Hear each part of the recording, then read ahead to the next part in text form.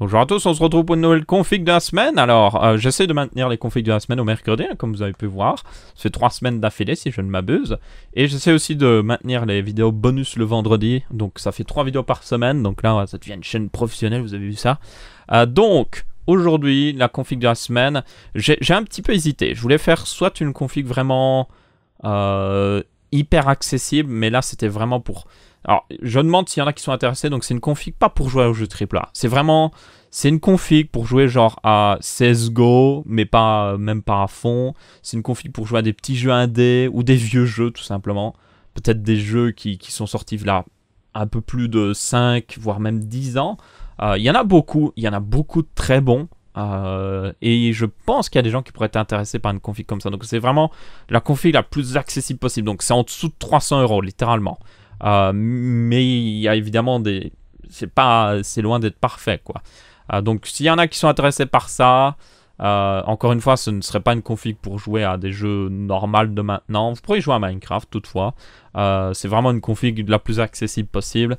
Dites-le moi dans les commentaires. En attendant, ici, on a une config à 1700 € plus, parce qu'on peut monter beaucoup plus haut. C'est une config qui est pour... Alors, elle va être beaucoup plus spécifique que la config de la semaine dernière, où j'ai pu justement faire une config pour correspondre à pas mal de gens. Là, ça va être beaucoup plus spécifique. Je vois 3 cas d'utilisation. Premièrement, les gens qui jouent en 1440p et plus haut, ok? Donc, si vous avez un écran 1440p, 4K, 21/9, haute résolution, c'est pour vous. La deuxième utilisation, c'est pour quelqu'un qui ferait du stream ou des vidéos YouTube. Alors, je vais le dire directement. Si vous êtes juste un petit YouTuber, vous faites ça un petit peu en mode casual, la config de la semaine dernière vous correspondra parfaitement. Vous n'avez pas besoin de ça, ok? Là, je parle vraiment de quelqu'un qui fait ça d'une manière un peu plus professionnelle ou qui veut vraiment avoir la meilleure expérience et qui a de quoi payer pour le faire. Parce que clairement, je veux dire, si vous n'avez pas 18 ans et que vous payez pour une config pareille, c'est irraisonnable, je trouve. Personnellement, je trouve que c'est irraisonnable. Vous ne devriez pas aller jusqu'à ce point-là. La config de la semaine dernière, comme je vous ai dit, correspondrait parfaitement. Mais par contre, si vous êtes vraiment sérieux, c'est une config pour vous. Et le dernier cas, ce serait quelqu'un qui ferait du montage vidéo, qui ferait de la 3D ou autre chose. Quelqu'un qui ferait des études là-dedans, tout simplement, qui vraiment fait des études là-dedans, qui compte pas faire des études là-dedans, parce que je sais qu'il y en a qui sont « je vais faire ça », mais finalement ils le font pas. Donc vraiment quelqu'un qui le fait là-dedans, cette config vous correspondrait encore une fois aussi parfaitement pour vous, parce que ça vous donnera beaucoup de puissance, et ça vous permettra aussi de jouer. Donc c'est aussi parce que vous êtes gamer, hein. Clairement, si vous n'êtes pas trop jeux vidéo, ben, évitez de prendre... Par exemple, la carte graphique que je vais montrer dans cette config, ça c'est sûr et certain. Alors du coup, on va commencer tout de suite. Je vais justifier un petit peu mes choix et tout ça, vous dire un petit peu des recommandations. J'ai mis le Ryzen 7 1700X, pourquoi? Parce que c'est selon moi le meilleur plan si vous voulez pas trop toucher au PC. Donc il est déjà à 3,4 GHz de base, qui est déjà pas mal. Il est à un prix raisonnable selon le niveau de performance. Le 1800X, oui, a une meilleure fréquence, mais il coûte beaucoup plus cher juste pour 200 MHz en plus et il vaut pas autant la peine, ça c'est sûr. Et même avec la sortie des nouveaux processeurs Intel en Core i7 et Core i9, il vaut largement la peine. Je le dis directement, surtout que vous pouvez le mettre sur une carte mère qui coûte 2 fois moins cher. Donc ça c'est sûr que c'est beaucoup plus avantageux. Alors, pour profiter pleinement de ce processeur, vous aurez besoin d'une carte mère en X370. Alors, moi j'offre 2 choix. Soit vous prenez une en B350, donc soit chez MSI, vous avez aussi, alors je vais trier par prix, vous avez aussi Gigabyte qui fournit à une très bonne carte mère à ce prix-là, vous avez aussi Asus. Une de ces trois-là vous correspondra parfaitement. Personnellement, j'ai déjà eu la Tomahawk sous la main qui est très proche de la PC Mate, donc c'est pour ça que je la recommande souvent parce que je l'ai eu sous la main et que je sais ce qu'elle vaut. Et en plus, la Tomahawk a une version blanche qui est vraiment magnifique. Donc ça, c'est à vous de voir. Mais pour profiter pleinement du 1700X, vous devriez utiliser une carte mère en X370, puisqu'il permet d'avoir... le 1700X et le 1800X, en fait, ont un turbo supplémentaire par rapport au 1700 tout court, qui n'est que disponible sur X370. Ça ne change pas énormément les performances, je vais le dire directement, mais c'est la meilleure expérience avec ce processeur-là. Donc, si vous devez prendre une carte mère en X370, prenez soit, vous avez une Gigabyte qui est pas trop mal, vous avez aussi MSI encore une fois, vous avez aussi MSI en noir et blanc qui est vraiment magnifique d'ailleurs, et Asus, donc les 3 grandes marques à peu près au même prix. Personnellement, je prendrais la Gigabyte un petit peu moins chère. Elle est assez sympathique, elle est peut-être un peu 30 couleurs. Si vous voulez quelque chose de plus neutre, vous avez la MSI par exemple. Je vais mettre la MSI vu qu'elle est au milieu des deux, comme ça fait une moyenne des deux, on va dire. Mais c'est à vous de voir évidemment selon vos préférences. Donc ça c'est pour avoir la meilleure expérience. Si toutefois vous êtes du genre prêt à faire de l'overclocking, ou vous avez déjà fait de l'overclocking, je vous recommande chaudement le 1700 tout court et de prendre une carte mère en P350. Ça vous fera économiser. Et vous aurez pratiquement le même niveau de performance que si vous aviez pris le... Enfin, vous aurez plus de performance que le 1700X parce que vous l'aurez overclocké, ça c'est sûr.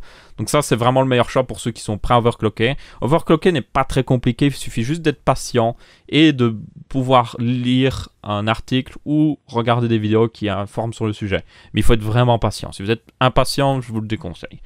Donc vous pouvez aussi overclocker le 1700X, hein, je tiens à le préciser, même si selon moi le 1700 est un petit peu mis à ce niveau là. Alors, donc ça c'était le processeur à carte mère. Niveau de la RAM, j'ai mis 16 Go de RAM, vous pouvez prendre plus évidemment si vous avez besoin de plus. Alors la RAM que j'ai choisie n'est pas au hasard, je tiens à préciser. J'ai choisi un kit en 3200 MHz qui va vraiment profiter au processeur et qui normalement, selon les listes de compatibilité de chez Corsair et AMD, est compatible avec Ryzen, surtout avec la dernière mise à jour BIOS. Alors, je ne sais pas, alors peut-être que vous allez prendre cette config et mettre le montage du site, ou peut-être que vous allez commander sur un autre site et mettre le montage de ce site-là, externe. Vous faites comme vous voulez. Une chose est sûre, c'est que normalement, il me semble qu'ils mettent à jour le BIOS de la carte mère. Je ne suis pas à 100% sûr. Si toutefois, ils ne le font pas, je vous dirais de vérifier. C'est assez facile de mettre à jour le BIOS d'une carte mère. Il suffit d'aller dans le BIOS et juste dire... Il y a un endroit où vous dites « Update le BIOS ». Vous pouvez aussi télécharger le BIOS sur le site de constructeur, le mettre sur une clé USB et aller dans le BIOS de la carte mère encore une fois. Donc je vous recommande chaudement de mettre à jour le BIOS s'il n'a pas été mis à jour, afin de profiter premièrement de la compatibilité maximum de la RAM et aussi des options de stabilité supplémentaires que AMD a mis en place, parce que depuis la sortie, Ryzen a beaucoup évolué et c'est via les mises à jour de carte mère qu'ils l'ont fait. Donc vraiment très important de le faire. Et normalement, avec les dernières mises à jour, ce kit-là devrait fonctionner à 3200 MHz sans trop de problèmes. C'est pas garanti à 100% parce que ça peut dépendre des cartes mères. Ça peut dépendre aussi d'autres petits facteurs. Mais normalement, il est 100% compatible. Et si vous prenez celui à 32 Go, à peu près la même fréquence, devrait être aussi compatible. Donc ça, je peux à peu près l'assurer, même si, encore une fois, il y a une part d'inconnu qui n'est pas à 100% sûr. Hein.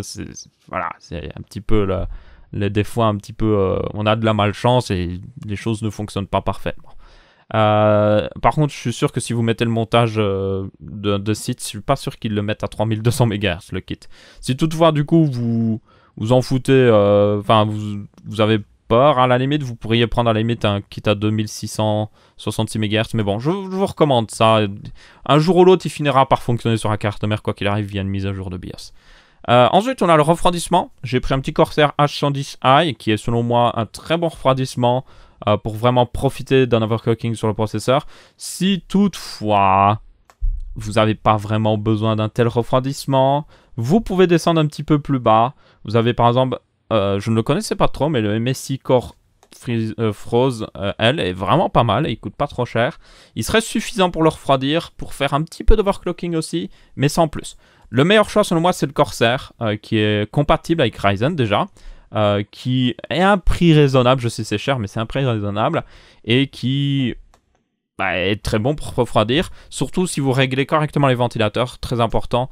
Il y a un logiciel, alors il y a un connecteur USB qui part de la pompe ici, sur la gauche normalement, et qui va jusque dans la carte mère, et après ça vous permet de le contrôler via un logiciel. Donc contrôlez vraiment via un logiciel, réglez les ventilateurs comme il faut. Je vous conseille vraiment de le faire, ça vous permettra d'atteindre les meilleures performances, le meilleur performance aussi au niveau des nuisances sonores. Et c'est comme ça que vous aurez la meilleure expérience pour vous. Je l'ai déjà eu sous la main ce kit, je tiens à le préciser. Vous devez le reconnaître de la config que j'avais fait avec un Ryzen 7700. C'est pour ça que je le remets parce qu'il est bon quoi. Alors ensuite on a la carte graphique, très important. Pas besoin de pâte thermique avec le refroidissement, c'est fourni avec, je tiens à préciser. On a la carte graphique. Alors là c'est un petit peu la pièce que vous pouvez bouger le plus. Si vous n'avez Alors, si vous êtes par exemple, vous ne jouez pas trop aux jeux vidéo, vous avez juste un écran en Full HD et que c'est plus pour streamer que vous prenez cette config là ou pour jouer à faire des vidéos ou autre chose et que vous avez juste un écran Full HD, ben vous pourriez limite descendre jusqu'à une GTX 1060 voire une RX 570 si vous arrivez à en avoir une en stock. Merci les Bitcoin miners. Donc vous pouvez descendre jusqu'à là, mais moi je dirais que pour une config aussi haut de gamme, une GTX 1070 est le must. C'est selon moi la meilleure carte sans tomber dans, on va dire, dans la folie. Alors vous n'avez pas forcément le plus pour votre argent, parce que c'est les cartes vers 200 € qui vous offrent le plus selon votre argent, mais c'est une carte qui vous offrira une expérience haut de gamme pour jouer en 1440p, voire même 4K sur certains jeux en 60 fps. Et qui ne coûte pas non plus trop cher pour ça. Au-dessus, vous avez la GTX 1080 et la 1080 Ti. Elles sont très bonnes, mais le problème, c'est qu'elles coûtent vraiment beaucoup plus cher pour pas grand-chose en plus. Donc, c'est vraiment la 1070 qui est, selon moi, au meilleur point niveau prix. Vous avez des moins chers de GTX 1070, d'ailleurs. Vous avez des KFA2 si vous voulez les prendre, si elles ne vous dérangent pas trop. Elles sont bonnes, hein. C'est juste que c'est pas une marque très connu ici et qu'il y a des gens qui ne sont pas 100% on va dire sûrs de les prendre, mais c'est quand même des grosses marques qui sont qui ne jouent pas, enfin je veux dire ils vendent beaucoup de cartes graphiques donc ils ne font pas non plus de la merde, c'est juste que certaines personnes ne sont pas 100% sûres à propos d'eux, donc c'est à vous de voir, mais elle coûte moins cher. Par contre ne prenez pas la KFA2, alors celle-là oui c'est justement la moins chère, ne prenez pas celle ici. Celle-là, ne la prenez certainement pas, ok? Je vous la déconseille. Et ne prenez pas aussi la MSI Armor. Je sais plus où elle est. Il y a une MSI Armor, justement. Celle-là, ça va, justement. Celle-là, elle est pas trop mal, Quicksilver. La Gaming aussi est pas trop mal, mais par contre, il y a une Armor quelque part. Je ne sais plus où... Là, celle-là. Ne la prenez pas, elle est mal refroidie. Je vous la déconseille. Prenez plutôt au moins... certainement la EVGA que j'ai mis, moi, qui est selon moi la meilleure. Elle est pas trop chère, elle est vraiment bien. Et elle s'overclockera d'elle-même à des assez hautes fréquences. Et si vous êtes même prêt à overclocker par vous-même, vous pourrez vraiment la mettre très très haut et profiter vraiment d'énormes performances qui se rapprocheront d'une GTX 1080 sans problème. Donc ça c'est bon. Ensuite le SSD. Alors j'ai hésité entre un SSD en M.2 et un SSD classique. La raison pour laquelle j'ai pas pris un SSD en M.2, c'est que pour moi, la seule valeur de prendre un SSD en M.2, c'est de prendre un SSD en NVMe.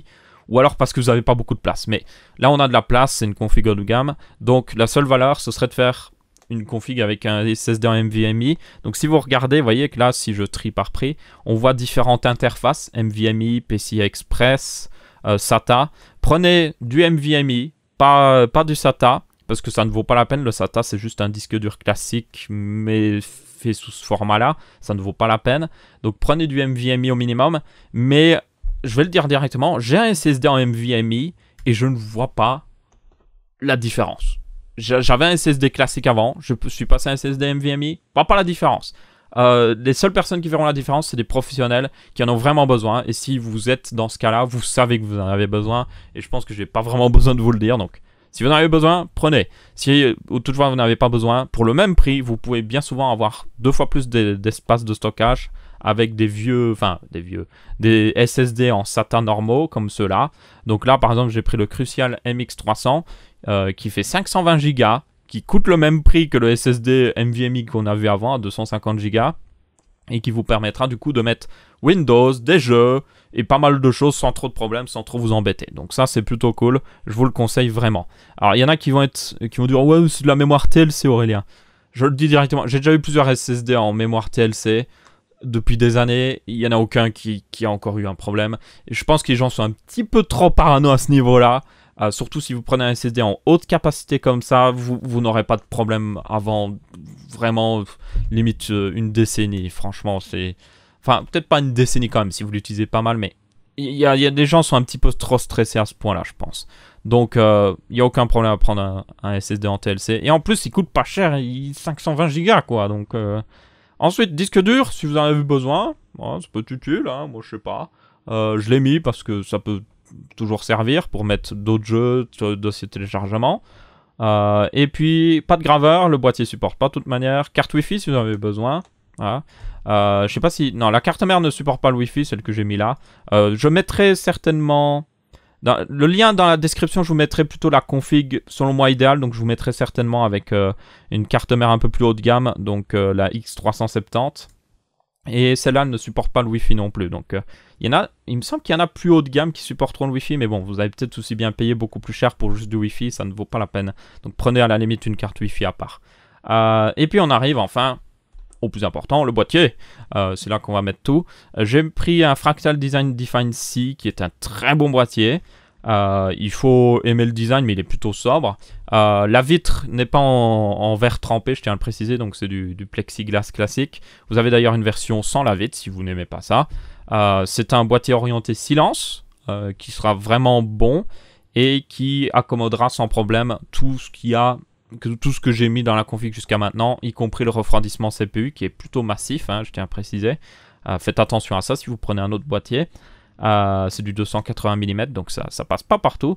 Par contre, vous avez un autre choix qui aurait été bien, mais qui n'apparaît pas dans le config-o-matic, je ne sais pas pourquoi. C'est le Phanteks P400. Je ne sais pas pourquoi il n'est pas disponible là. Comprends pas. Je suppose il détecte qu'il y a une pièce qui n'est pas censée être compatible, alors que je peux vous garantir que tout est compatible, hein. Le Corsair H110i, je l'ai monté dans un Phanteks P400. Ça passe juste, hein, mais c'est fait exprès. C'est fait exprès pour que ça passe tout juste. Donc, je ne sais pas pourquoi il n'est pas là. Si vous commandez sur un autre site ou autre chose, je vous le conseille vraiment, le Phanteks P400. Il est vraiment bien. Mais le Fractal Design Define C est aussi bien. Franchement, ils se valent l'un l'autre. C'est une question de préférence de design. Vous pouvez évidemment prendre plus, mais encore une fois, je vous dirais de faire très attention pour la compatibilité du refroidissement CPU. Ou en tout cas, si vous prenez ce refroidissement CPU là, vous pouvez toujours prendre le MSI Core Freeze L, si je me souviens bien. Lui aura moins de problèmes à passer dans certains boîtiers. Mais bon, selon moi, c'est le meilleur boîtier à ce prix-là. Et puis finalement, l'alimentation, Cooler Master G650M, c'est le strict minimum. Je vais le dire directement, on peut prendre mieux, mais c'est le strict minimum. Selon moi, si vous voulez une bonne alimentation, prenez du 650 watts minimum. Là, on voit aussi la puissance du rail 12 volts. Ça, c'est très intéressant sur ce site-là qui mettent ça.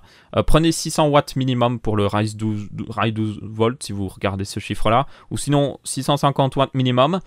Prenez au moins une alimentation semi-modulaire, parce que c'est juste du... vous allez vous enterrer sous les câbles, ou sinon.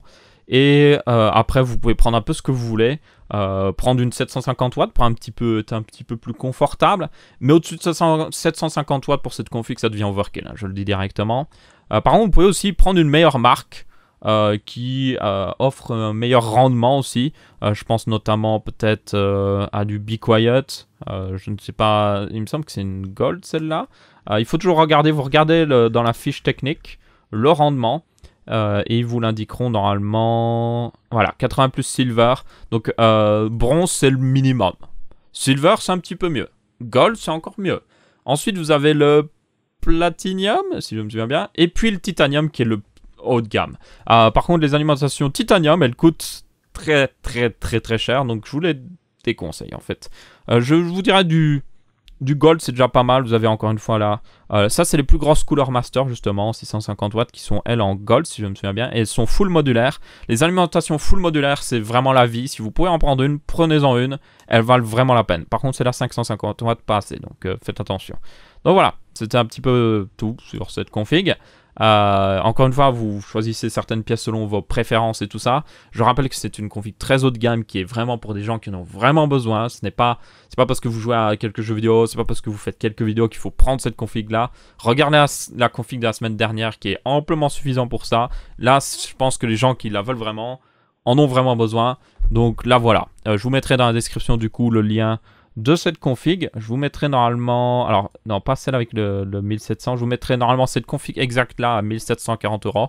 Vous pouvez rechanger les pièces comme je vous ai montré avant selon vos préférences. Et c'est à peu près tout du coup. Donc n'hésitez pas à laisser votre avis, que ce soit en pouce bleu, pouce rouge ou en commentaire. On se retrouve pour une prochaine config de la semaine et je vous dis salut à tous.